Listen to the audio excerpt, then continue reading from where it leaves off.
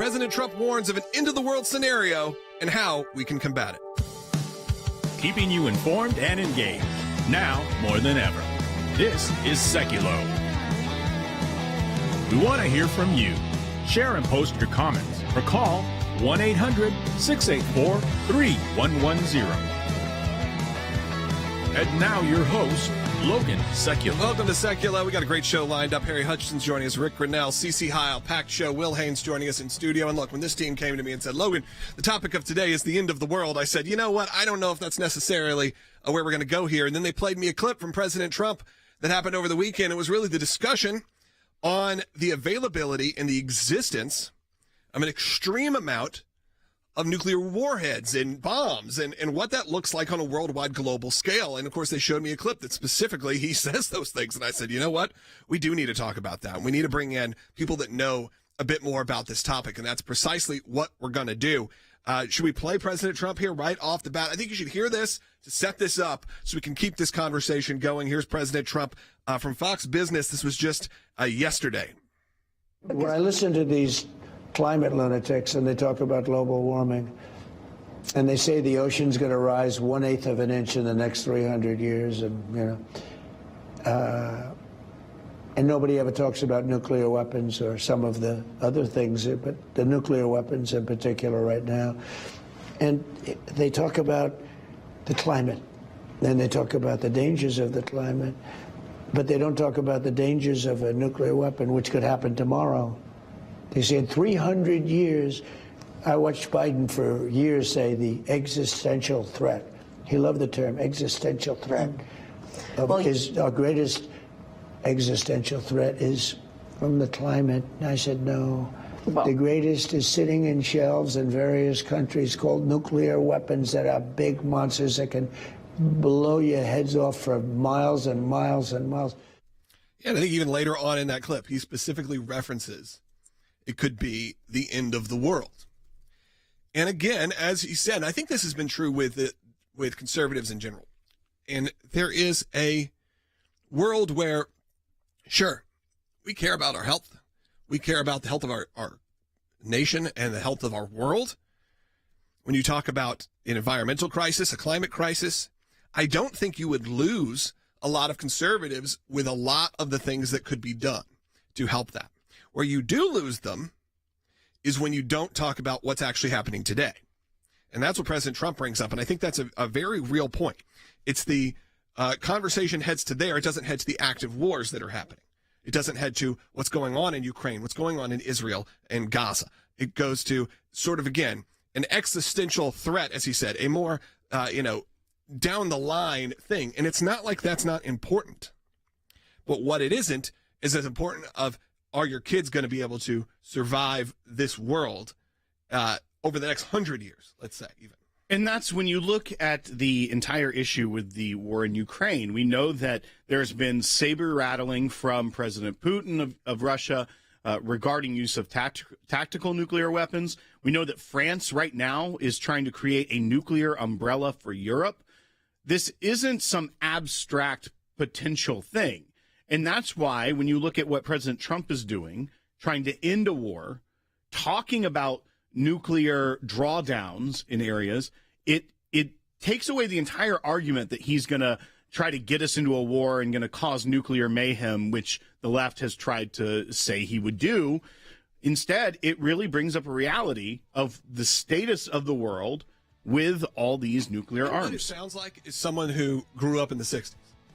You know what I mean? Like, this has the feeling of someone who grew up in the 60s in an anti-war nuke movement. I don't know where President Trump stood in the 60s or how he was doing, but he was in his early 20s, I would say, throughout the 60s. And now you've seen sort of the converse happen, where for some reason, this should have been the Democratic talking point. But now, of course, it's somehow the Republican, conservative, Christian talking point to say, we need to stop wars and maybe we can lower the amount of nukes worldwide. President Trump did warn of an end-of-the-world scenario, but it was not done in a way of just fear. It was actually giving you reason to fight back and how you can combat it. We're going to talk about that in the next segment with Harry Hutchinson. He'll be joining us coming up. Support the work of the ACLJ. We are in the Life and Liberty Drive. We're going to discuss that a lot more coming up later in the show. And again, that's at aclj.org. We'll be right back. You said you wanted to do the Golden Dome. You've got a lot of ideas for America. But then earlier you said you wanted to cut $1 trillion in defense spending, right? I didn't say I was. You did not. So I was like, which is it? Are you cutting defense spending or are you building us up? I never said defense spending. Okay, because I think you were talking about denuclearization. Correct. And that's where the cutting of the spending came in. I never said cut. No, it's not in these days. I'd love to cut defense spending, but not now. Because you have China, you have Russia, you have a lot of problems out there. No. In fact, no. What I have said is, we spend a lot of money on nuclear missiles, nuclear weapons. The level of destruction is beyond anything you can even imagine. It's just bad that everybody has to spend all this money on something that, if it's used, it's probably the end of the world. Our planet will be destroyed in a nuclear war. The idea of having clean air and clean water and healthy food to eat becomes null and void. And nobody ever talks about nuclear weapons or some of the other things, but the nuclear weapons in particular right now. And they talk about the climate, and they talk about the dangers of the climate, but they don't talk about the dangers of a nuclear weapon, which could happen tomorrow. There is no shelter. There's no place to go. There's no place where you can take your loved ones and your kids to be protected, not only from the blast, but the fallout and the lack of food and water and everything else that comes after. I watched Biden for years say the existential threat. He loved the term existential threat. Our greatest existential threat is from the climate. And I said, no.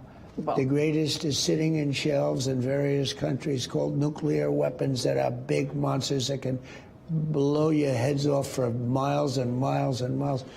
And they never mention that.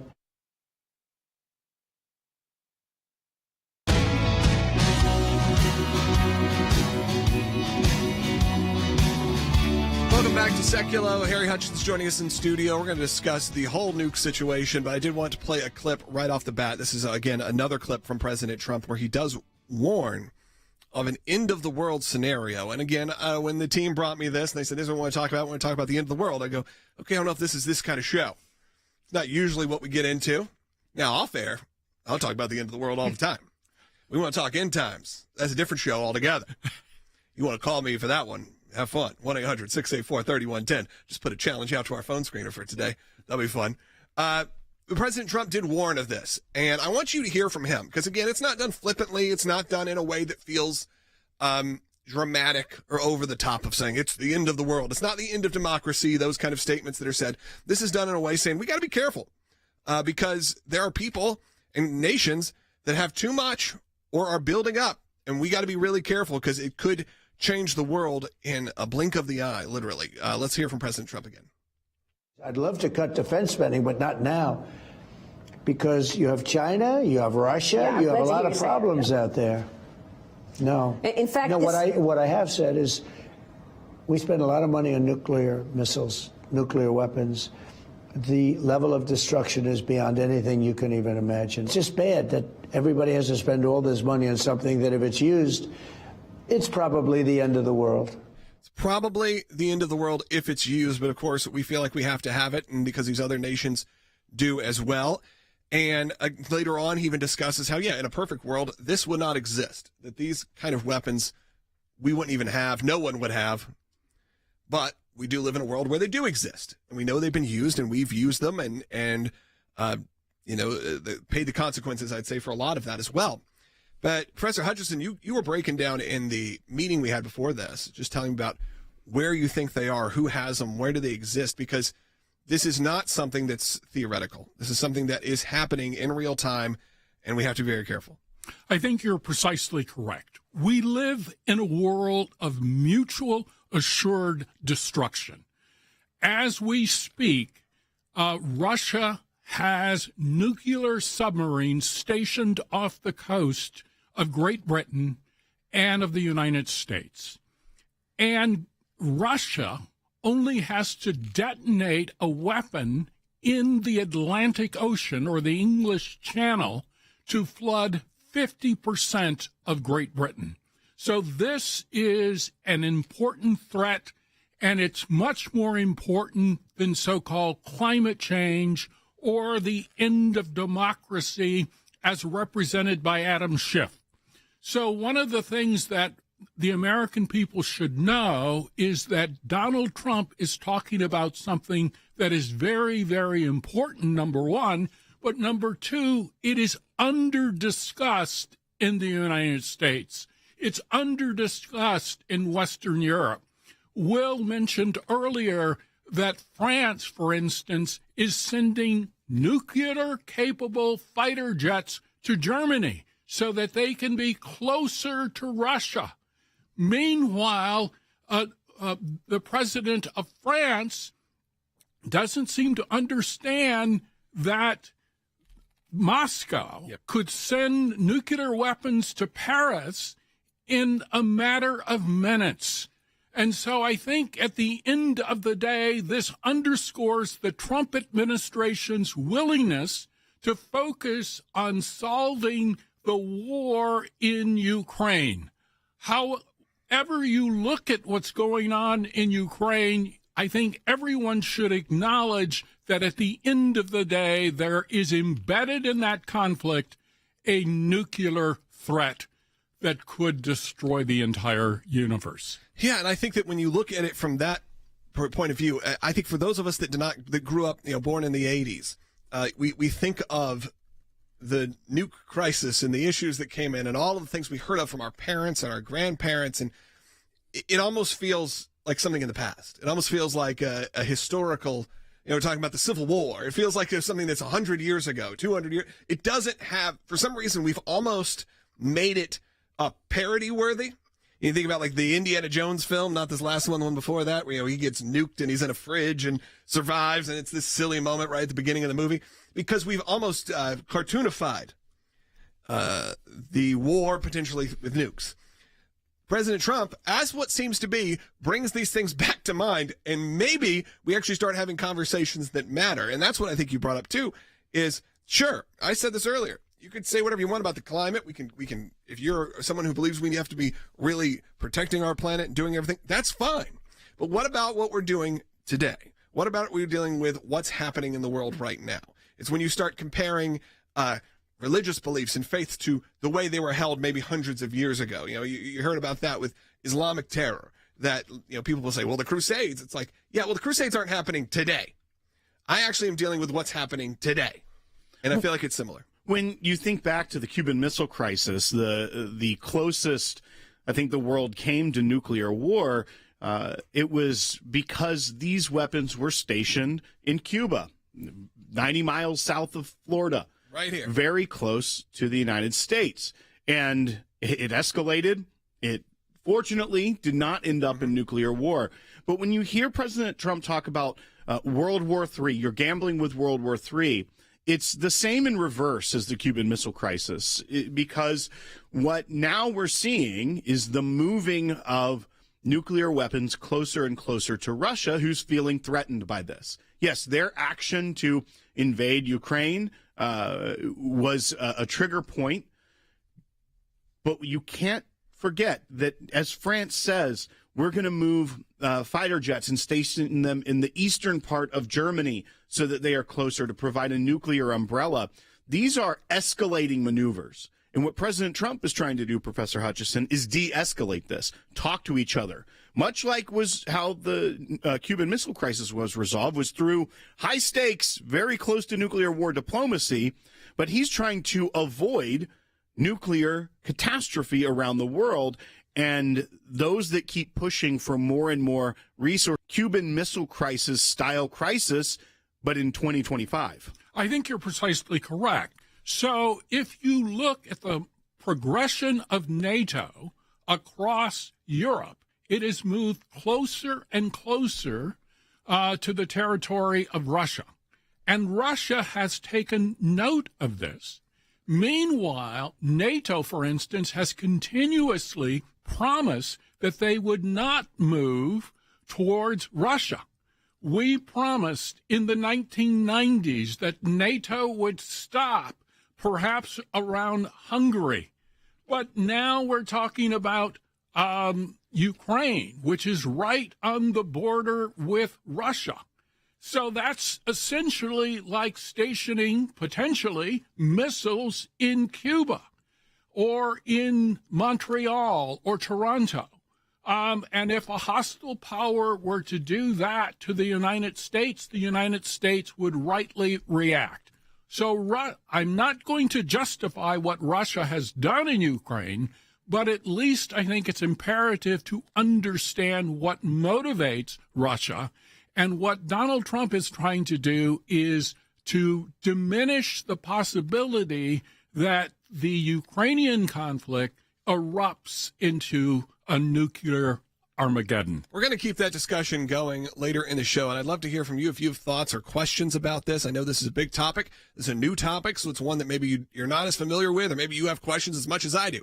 1-800-684-3110. 1-800-684-3110. Coming up in the next segment also, Cece Heil's going to be joining us about an ACLJ case that's happening right now. If you want to talk about what's going on right now, it's also what's going on in your schools. We're in court today, again, because the teachers union is trying to intervene in a case, and you're not going to believe this one. And you are going to believe it, because there's stuff I can't say, nor would I, on the air for some of the content that's being exposed to your kids right now. And I questioned this. I said, what is it? Let me see some of the details of what we're talking about here. And again, I wish I could show you and maybe do your own research, because some incredibly disturbing stuff. And that is why we have launched our Life and Liberty Drive. We have a flood of new cases pouring in right now. And look, if you need help, you can go to aclj.org/help. You should do that. But these cases impact not only life, but your freedom and your liberty. And it takes immense resources and manpower to take on these cases, to put on this broadcast. And we need your support. Help keep us in the fight today. Have your gift doubled at aclj.org. There is so much happening right now. Like I said, we're in court today with these teachers' unions. We're filing at the Supreme Court today to allow parents to opt out of teaching that conflicts with their children's religious beliefs. We believe it's very important. It's been a core issue here for a long time. We're continuing our fight at the Supreme Court to defund Planned Parenthood, and tomorrow we're filing in federal appeals court to allow DOJ to help eliminate the federal DEI programs. But that's not all. Go to aclj.org. Have your gifts doubled during our Life and Liberty Drive. Do it right now. Scan the QR code that you see on the screen. It's incredibly important if you do that.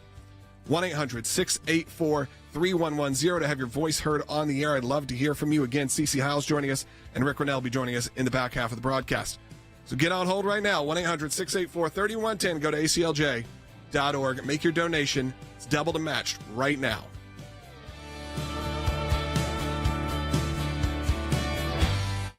"76% approved of the speech and 23% disapproved." But what I find more fascinating is some of the numbers that are underneath that not just the top line, because the speech made 68% of people watching feel hopeful. The left always wants to talk about how divisive and dark and gloom and doom that President Trump is, because it doesn't fit their narrative. But 68% of those watching felt hopeful by the speech. 74% said he was presidential. 71% said he was inspiring. And 62% said he was unifying. Yeah, those are usually not the terms you hear for President Trump. You mentioned clown. We hear that one. Yeah. And speaking of clowns, while you're at it, we haven't done this in a while. Send those clowns. But now in this speech, he was able to address a brand new sort of breaking news item, which was finally, after 3.5 years since was it 2021? Was the Afghanistan withdrawal that we all remember? We can all play that back in our heads. You like to black it out, but it all happened. Remember, you can remember all the people grabbing on to the planes as they were flying away. You can remember the Americans that were attacked because we decided to just abandon everything and head home and cause chaos. And now the rights of children, the rights of women have changed aggressively in Taliban-run Afghanistan. President Trump at least did not give up on them. 3.5 years ago, ISIS terrorists killed 13 American service members and countless others in the Abbey Gate bombing during the disastrous and incompetent withdrawal from Afghanistan. Not that they were withdrawing, it was the way they withdrew. Tonight, I am pleased to announce that we have just apprehended the top terrorist responsible for that atrocity, and he is right now on his way here to face the swift sword of American justice.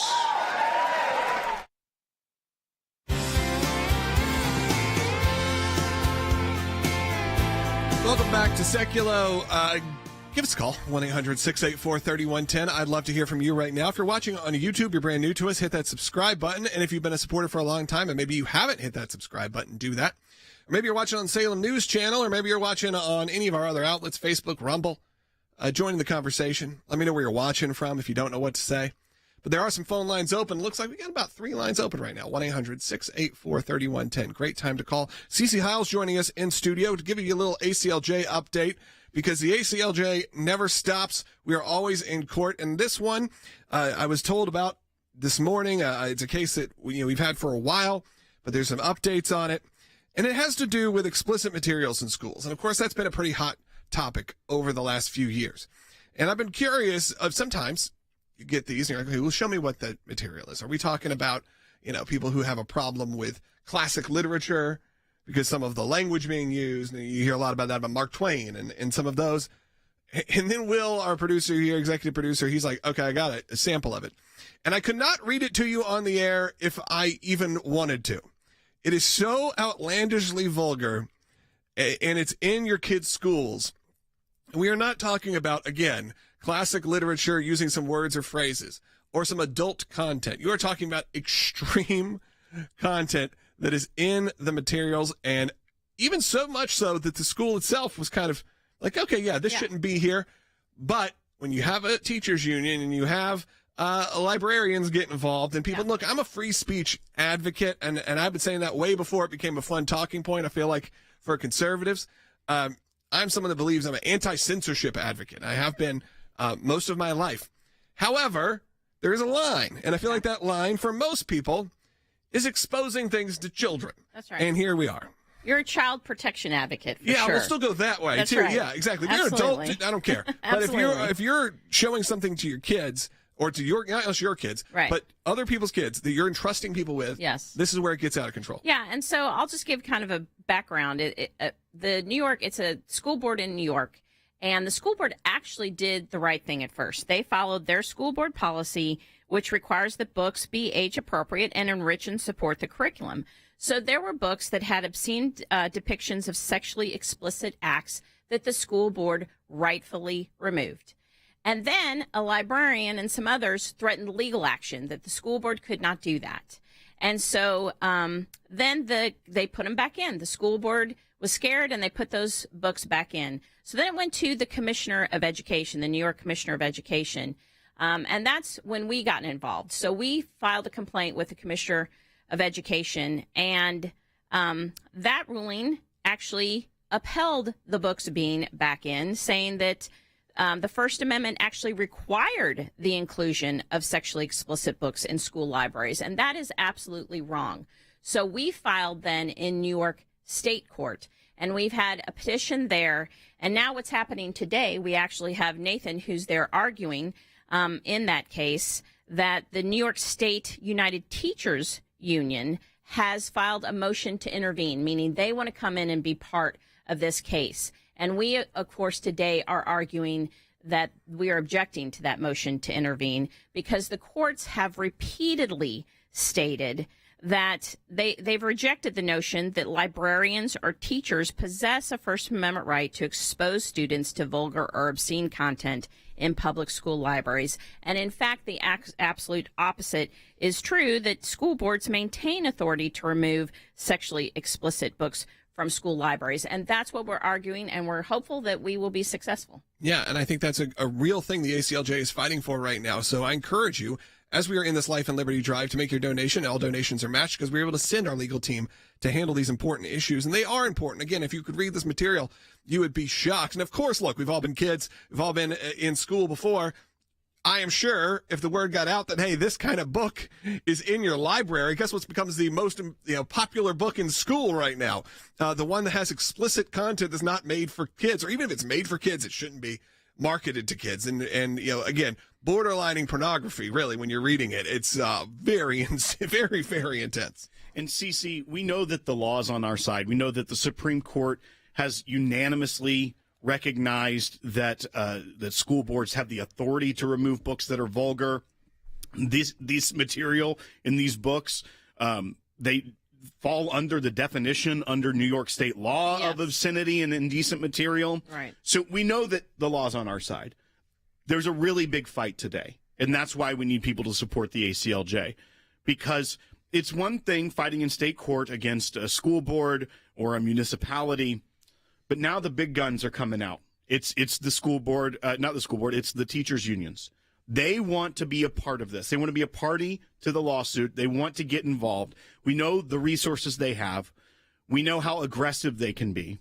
And they're trying to say, we, the teachers' union, need to be a part of this. You don't get to decide this court without our input. We're fighting that today.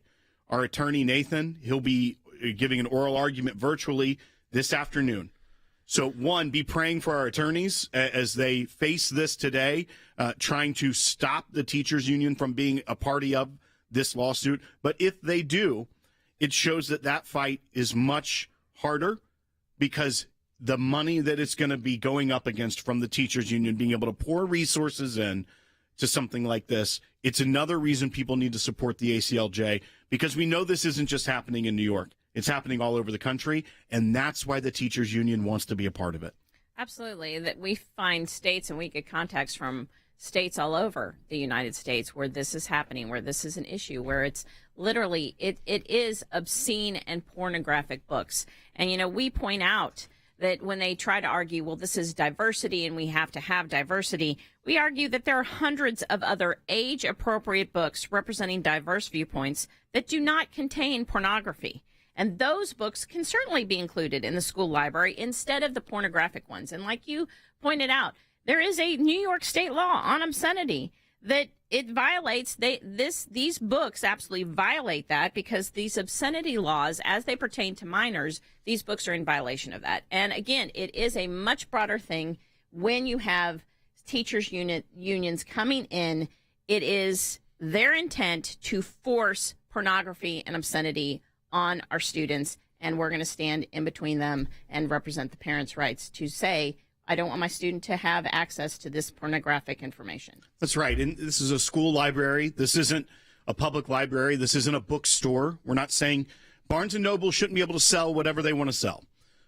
You have the choice to go shop wherever you want to shop. This is a school library where middle schoolers have access to this. This is not appropriate for these children. And when you look at the fight that we have ahead, this is a very important one. This is one where you draw a line in the sand against this teachers union and say, you're not allowed to be a part of this. You're also, when you're fighting for this, not making the best decisions for the children of New York.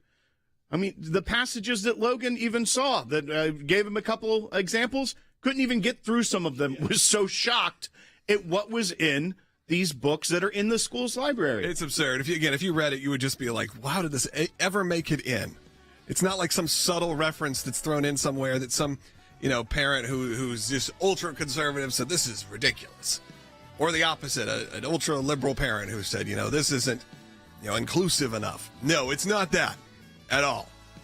That's why the ACLJ is there, and that's why we got to fight back. So we want to join me right now. You should join me also. I'm an ACLJ champion. You should become an ACLJ champion. That's someone that gives on a monthly basis. We got the second half hour of this broadcast coming up. This is a great time as we take a very short break. We only take about a 1 minute break coming up. But 1 minute's enough time to make your donation, whether it's a one-time or become an ACLJ champion. Do it right now at aclj.org. Also taking your calls, 1-800-684-3110. We just had a major victory in one of our cases, this one out of Georgia. A public school teacher was using up to a third of her classroom to go on political diatribes, discussing her views about current issues and even about President Trump, but would only open the floor up to her students to share and participate if they agreed with her viewpoint. This was wrong on two fronts. One, it violated the school policy. Two, and most importantly, it violated the First Amendment. A father and his child were willing to stand up. They knew something was wrong about this, and they knew they needed some help. And I'm so glad we were here to help them. So we prepared a demand letter. We sent it to the attorneys for the school district. They initiated an internal investigation, which is normal and appropriate, and gave us their assurance that the teacher and the school were going to comply with the First Amendment. They reached the right conclusion. We were able to let our client know that this matter had been resolved, and our client is thrilled. keeping you informed and engaged. Now more than ever. This is Sekulow. And now your host, Logan Sekulow. You heard about the incredible work the ACLJ is doing in the last segment. If you weren't joining us in that last segment, I encourage you to go back when we're done and go listen to the work we're doing in court right now on behalf of your kids because of the material they're being exposed to in schools right now. And usually I, again, am a free speech advocate. I am an anti-censorship advocate. I've been that way at least since I was in college, where I realized there was a lot of people who were not on board with free speech. But this is different. This isn't for kids in college. This isn't for adults. This is for your middle schoolers, your high schoolers, your elementary school students, and what they're being exposed to. And when I could tell you how insane it is, I can't even say it on the air. And if I said it even online, if I read the passage of this book or one of the books, because I questioned it, I said, are we being real here? I'm not for the banning of books. I'm not for that kind of thing. But then they showed me the material, and the material is far from anything you would want your kid exposed to, of any age, really. So we got involved, the ACLJ, and that's the kind of cases that we're getting involved in right now. So I encourage you during this Life and Liberty Drive to make a donation. We also have phone lines open for you at 1-800-684-3110 because we're going to continue the discussion, and Rick Grenell's going to be joining us in the next segment as President Trump warns of an end-of-the-world scenario, and I don't say that lightly, and he didn't say that lightly. Again, much like them telling me, hey, you got to have banned books, I go, I don't know, we're going to talk about the end of the world? But then you play the clips and you hear from President Trump and you go, oh, I get what he's talking about here. He is talking about the absurd nature of the nuke crisis that could be happening, under our noses really right now around the world, that could bring a scenario where not only are we in a world war, but we're in a world war that ends in a complete nightmare scenario. And how, as the American people, we can fight against that. And that's what I at least like, is that President Trump is bringing up these issues that are important. There is also, this is not a new thing for a lot of the administration. Tulsi Gabbard, who you know was a friend of ours, was a colleague, was on this show for many years. Of course, now she's gone on to become, the director of national intelligence. She's been warning about this for a long time, for years, in fact. Whether that was on Joe Rogan or whoever would platform her at the time. Of course, on us. But this was her at the Make America Healthy Again, the MAHA panel, back from October of this year. So the influence is coming from people like Tulsi Gabbard, getting all the way up to the White House and making sure that these important topics are being brought up. So here you go. This is our friend Tulsi Gabbard. Our planet will be destroyed in a nuclear war. The idea of having clean air and clean water and healthy food to eat becomes null and void. The idea of free speech becomes null and void. Is that it? Okay, cool. Just making sure that was the end of the clip there. I didn't have a transcript in front of me. A lot of you want to call in. I want you to call in. 1-800-684-3110. 1-800-684-3110. As we head to this break, I know this is just a short segment. We're going to continue this discussion with a former director of national intelligence, ambassador to Germany. We heard about where nukes are going, Will, in terms of Germany. France and Germany. So we're going to have that discussion in depth coming up with Rick Grenell. You know him from our broadcast for many years now. And of course, like I said, and now he's a special envoy for the Trump administration and is doing some great things. He's also involved in the Kennedy Center, which has been making waves over the last few weeks. But I encourage you, we can't have voices like Rick Grenell, even Professor Hutchinson and CC Heil and Will and me. You can't have that without support. You're not funded by major sponsors here on Sekulow or at the ACLJ.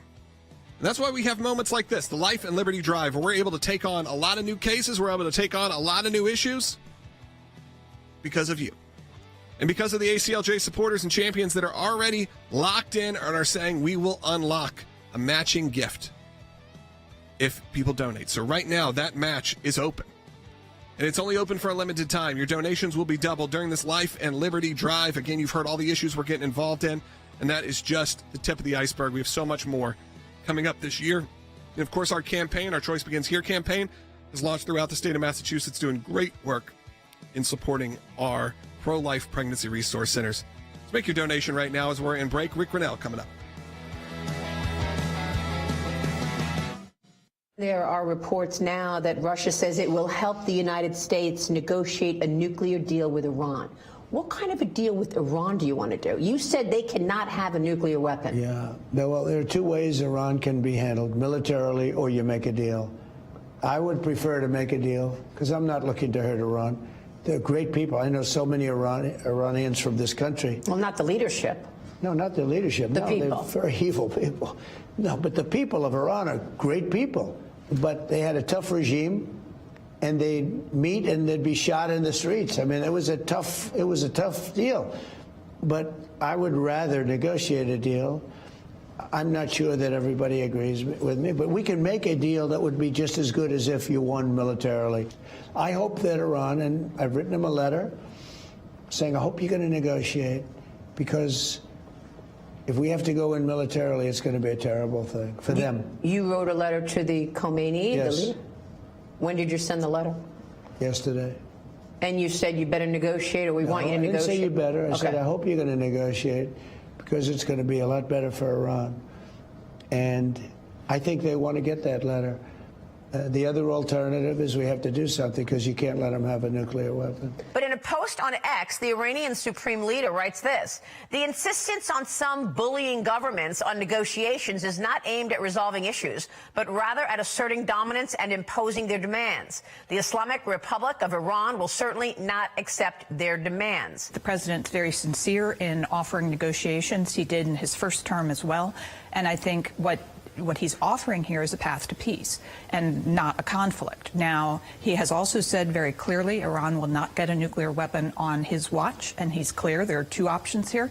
He would like to take the path of diplomacy, but the military option is on the table.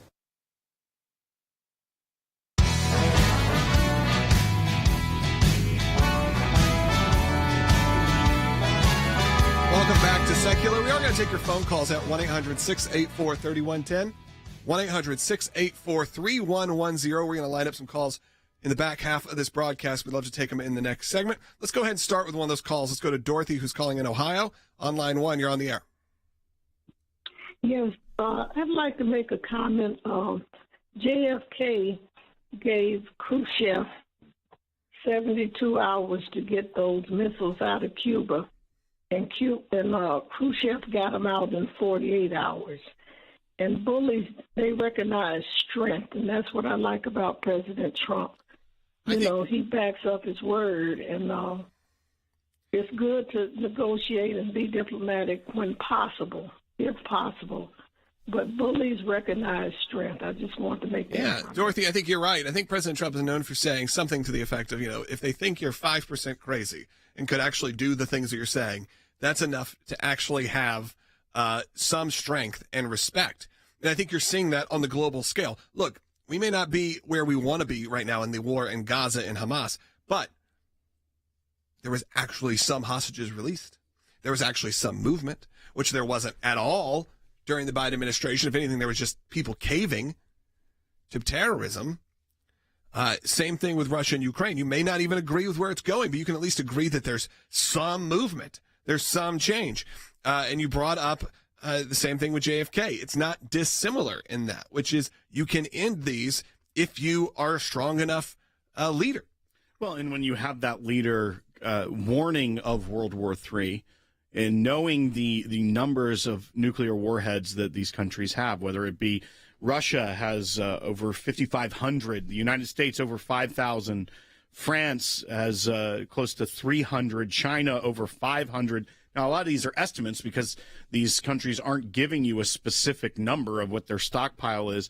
And then, you have Pakistan and India, both with about 170 warheads, and they're a very contentious neighbors. They aren't necessarily the strongest of allies. They have a lot of tensions between the two of them.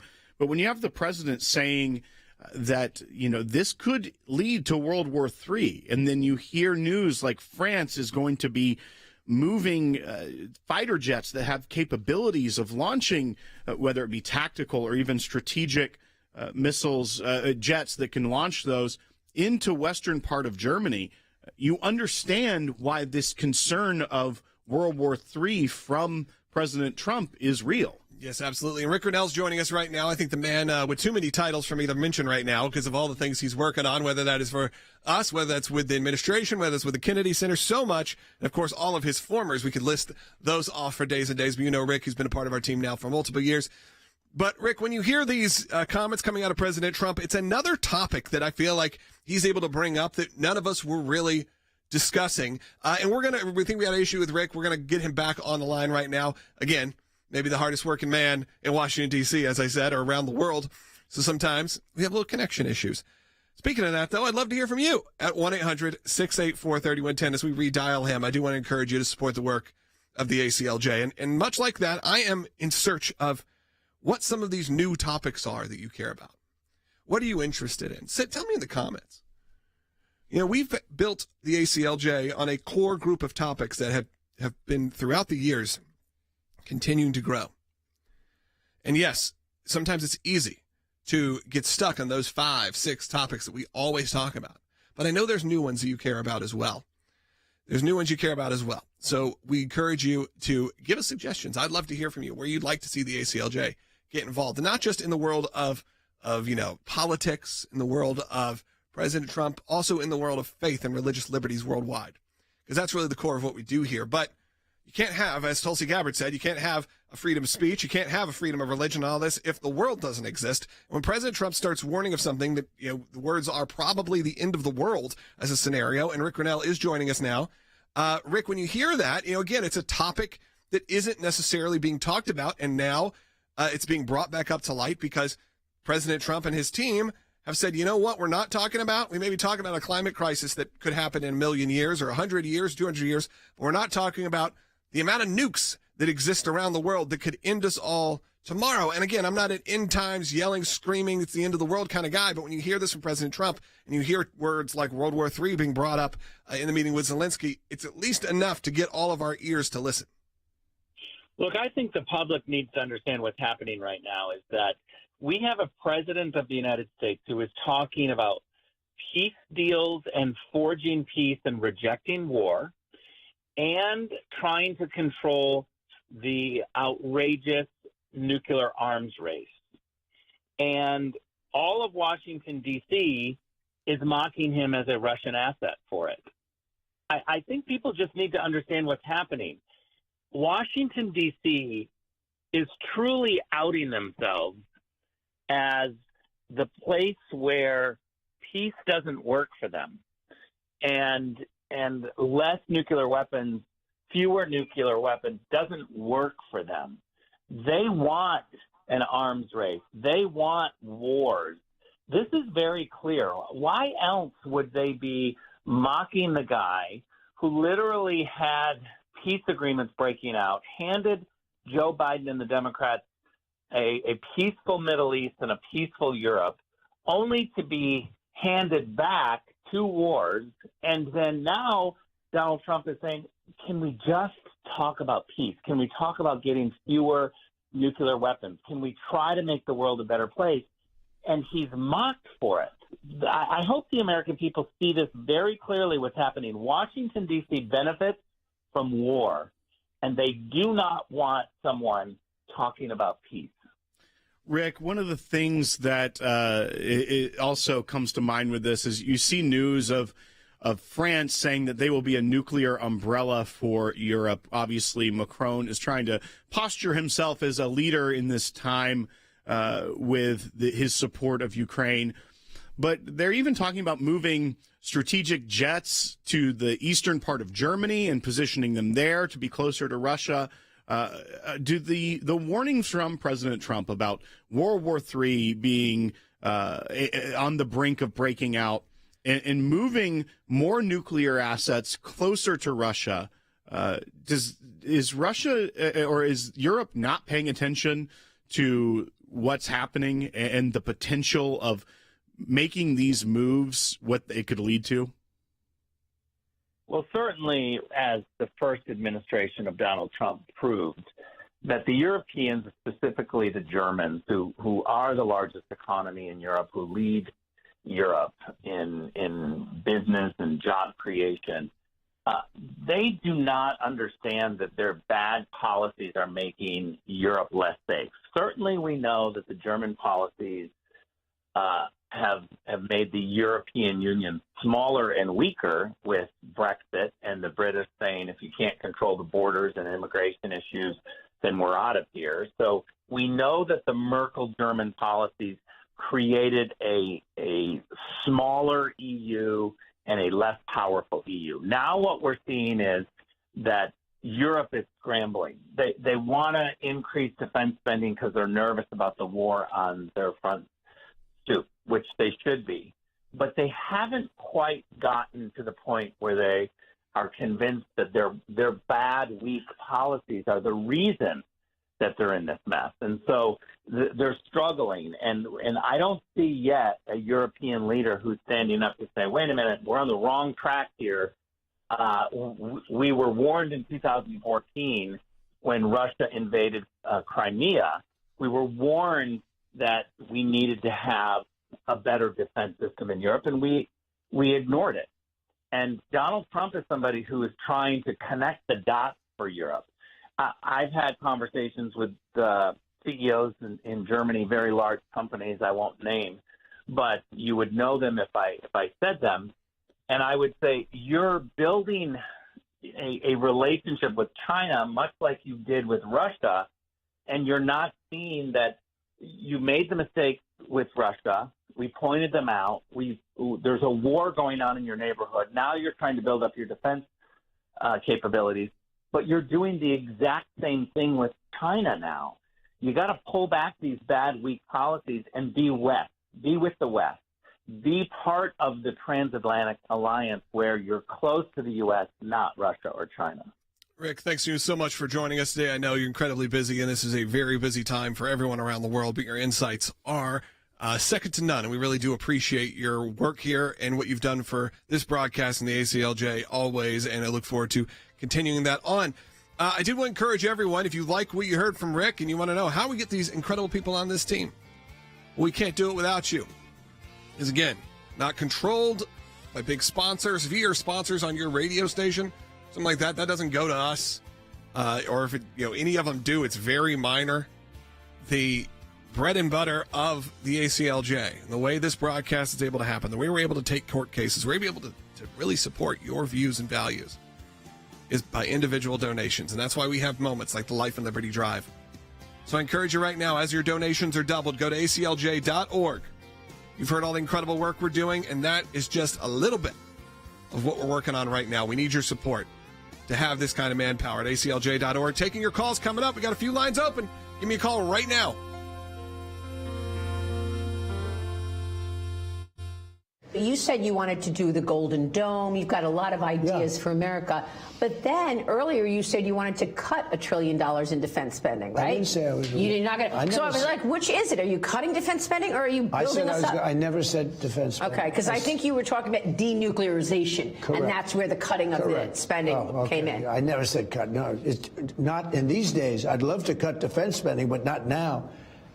Because you have China, you have Russia, you have a lot of problems out there. No. In fact, no. What I have said is, we spend a lot of money on nuclear missiles, nuclear weapons. The level of destruction is beyond anything you can even imagine. It's just bad that everybody has to spend all this money on something that, if it's used, it's probably the end of the world. Our planet will be destroyed in a nuclear war. The idea of having clean air and clean water and healthy food to eat becomes null and void. And nobody ever talks about nuclear weapons or some of the other things, but the nuclear weapons in particular right now. And they talk about the climate, and they talk about the dangers of the climate, but they don't talk about the dangers of a nuclear weapon, which could happen tomorrow. There is no shelter. There's no place to go.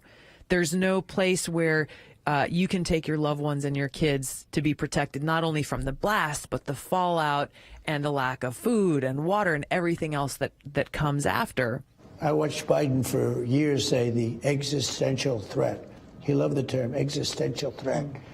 Our greatest existential threat is from the climate. And I said, no, The greatest is sitting in shelves in various countries called nuclear weapons that are big monsters that can blow your heads off for miles and miles and miles. And they never mention that.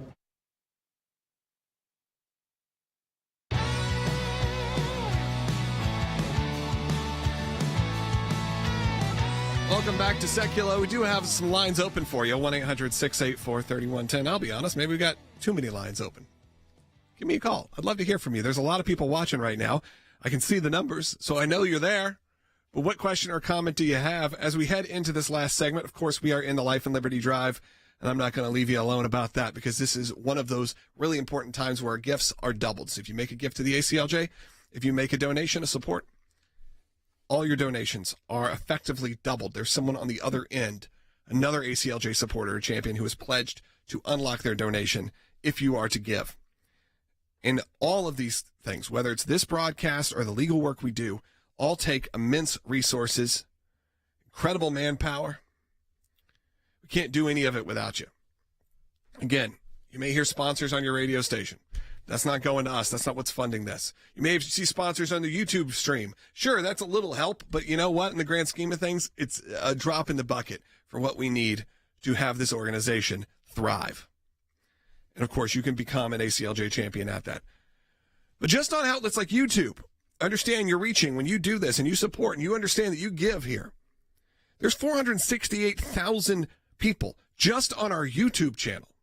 We're not able to just do that because we're able to turn the lights on and all of a sudden do a little vlog and put it up there and all of a sudden we got a huge audience. There's a mass amount of people that are working on this each and every day.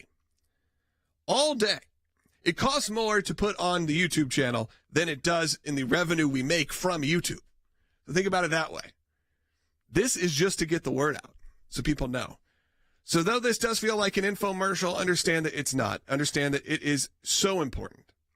And I try to tell you as much about our media operation as I can, and I know sometimes that doesn't resonate quite as well as saying, we're in court today, we're doing this today, and we are doing all those things.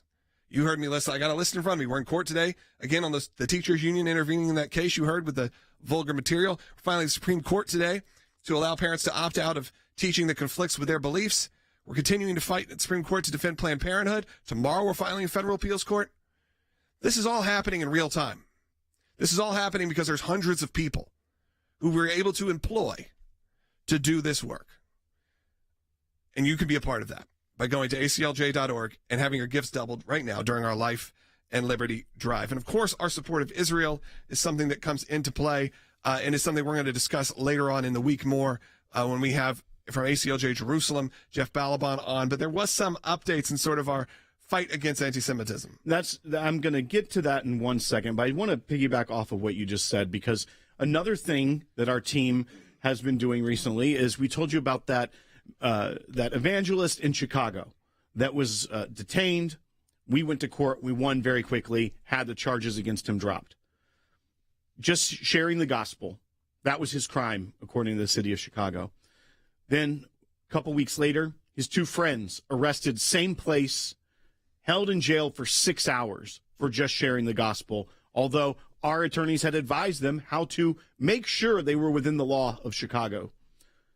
We're defending them. But we also have something much bigger coming where we are going to be trying to get at the heart of what's going on in Chicago through the courts. But we also have another evangelist in North Carolina that we'll tell you about tomorrow. So you don't want to miss that.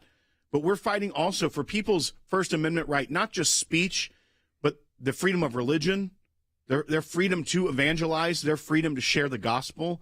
We fight for that too. And our attorneys are all over the place right now when you look at how many things, whether it's the Supreme Court, the appeals court, the court in New York, North Carolina, Chicago. That's a lot of work, and that is why your support is so important. But yes, Logan, you did bring this up, the fight against anti-Semitism, and we are going to get to this tomorrow as well with Jeff Balaban. But one big thing that President Trump said was going to happen was that these people that are agitators on campus, if they're here on some sort of visa and they are participating in these pro-Hamas, anti-Semitic, terroristic protests and demonstrations and riots on campuses, he's going to get rid of them. He's going to say, your visa's done. Sometimes you think is that just talk? Is that something that's going to actually happen? Well, when he says it, he means it, because ICE has arrested a Palestinian activist who helped lead the Columbia student protests.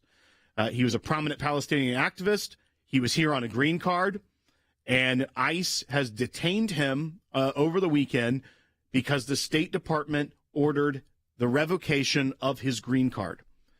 And this follows in line that on March 9th, that President Trump's executive orders prohibiting anti-Semitism in coordination with the U.S. State Department, U.S. Immigration, ICE, arrested Mahmoud Khalil, a former Columbia University graduate student. He led activities aligned with Hamas, a designated terrorist organization. And so he will no longer be in the United States to further the perpetration of anti-Semitism and support of Hamas. Here's the truth. I was on X, as I am, and I don't post a whole lot, but I am, I ingest the content I'm looking, and my feed is becoming much more and more conservative-ish influencers or conservative influencers taking a stand against Israel, against the Jewish people. It is becoming anti-Semitic hate speech from both sides. And I have to be honest, someone with Jewish heritage, it is alarming and disturbing to watch this happen in real time. A lot of it happened over the weekend. Here's what I can tell you. That's not happening here. That's not going to happen here at the ACLJ. I'm not going to go attack Rick Scott because he has an Israeli flag in his office. I'm happy he has an Israeli flag in his office. We're living real weird times right now where the influencers of the day, many of which have gigantic platforms, are starting to side against the Jewish people, against Israel. And look, no people group or no person, everyone's an individual. There's good and bad everywhere. If you go to the Middle East, though, you tell me who's the good guys and who's not. You tell me who's fighting for your Western values and your beliefs and freedom of religion and freedom of speech and freedom of no religion, freedom of everything that you hold dear. And you show me where it's not. There's been a big push in this propaganda this weekend, and we're going to fight up against it. Be part of that. Again, you can support. If you can support the ACLJ, that's great. If you can give financially, but I'm not just going to say that. Hit that subscribe button. Give us a thumbs up. It's free. Show your support. Because I'll be honest, sometimes it feels pretty alone. We feel pretty alone when that starts happening, when the tide starts turning on both sides and you don't know what to do. And you're part of this. We've had the ACLJ has had at our core, we have had our support for Israel, our support for the Jewish people since the very inception of the organization. But when you have, and look, I'm watching people leave right now and I'm seeing some of the comments. I know. It is not easy.